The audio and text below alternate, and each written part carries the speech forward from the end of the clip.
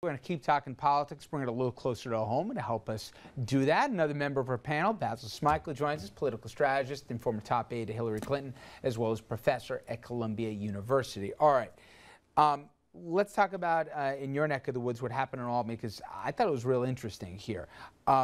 We saw a hot mess that went on with the governor, and we're going to talk about in a second with the super PAC fight. But on the national level, there's a mess that the GOP are wrestling with because Romney foreign policy expert Richard Grenell, he quit just days after he joined it. Grenell, he's openly gay. His hiring met with comments like this from, and not all, but a few far-right groups, but not exactly ones that you've never heard of.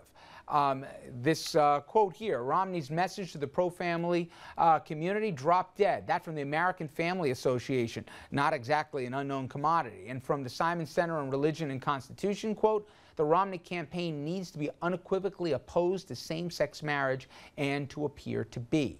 And just today, on the front cover of the Wall Street Journal's Greater New York section was this article highlighting Hudson Valley Congresswoman Representative Nan Hayworth's difficulty in reconciling her Tea Party politics with her support for gay rights. Representative Hayworth, freshman Republican from the Valley, she's got a gay son. She joined the Congressional LGBT Equality Caucus in November, one of only 3 Republicans, by the way, that's joined that caucus, and she one of only 6 Republicans supporting a bill that will give health benefits that same-sex partners receive, the same-sex treatment as those that straight couples receive as well. Her stance on gay rights, it doesn't sit well with apparently some of her more conservative supporters. Chairman of the State Conservative Party, Michael Long, who was on the show last week, has said her membership in that group here is a mistake. He has also threatened to drop support for her if she backs an effort to repeal the Defense of Marriage Act, saying, quote, the line in the sand is if you break on the issue of traditional gay marriage, end quote. And the founder of the Hudson Valley Patriots, a conservative group that supported Hayworth, and she embraced their endorsement, they were angered about her actions on gay rights and bullying, saying, quote, there are things that she's choosing to focus on versus money versus infrastructure. We don't want to read about that. You're not doing an anti-bullying walk. All right, so I start with you.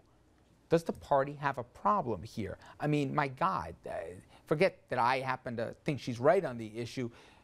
She's got a family member here, and even if she's with the party 99% of the time here on the conservative end, what happened to Reagan's rule here that you're supposed to be a Big Tent party here? She doesn't have a place at the table? I think that if you look at what has happened at a national level with both political parties, this isn't just happening in the Republican Party, where you have a party that is bastardized by an extreme left or an extreme right. On this particular issue with the spokesperson from the Romney campaign, I think it's extremely unfortunate.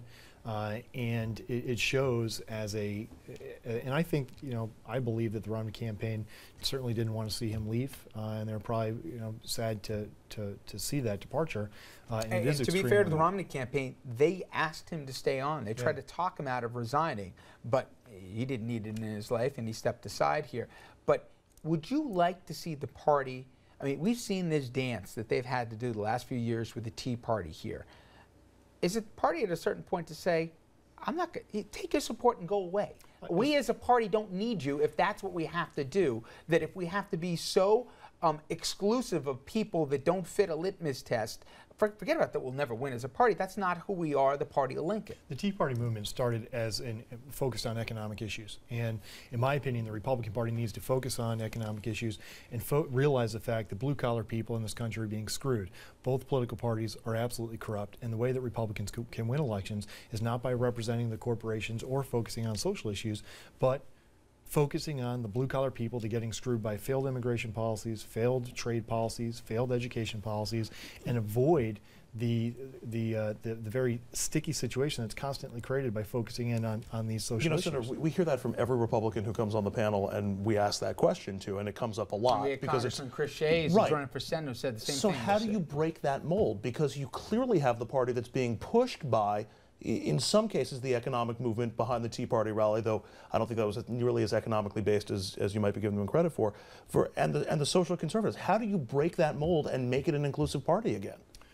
You know, if you look at what the numbers that you brought up before, the fact that Mitt is trailing in some of these key states, I think a lot of it is the fact that during a primary, you have other candidates who are going to run to the extreme right on the social issues to win a primary, and we saw that effect. And you know, Basil, I mean, you're in front of college kids. I think the mistake, forget about the ethics and the principle and all the rest here, is the GOP's missing a point.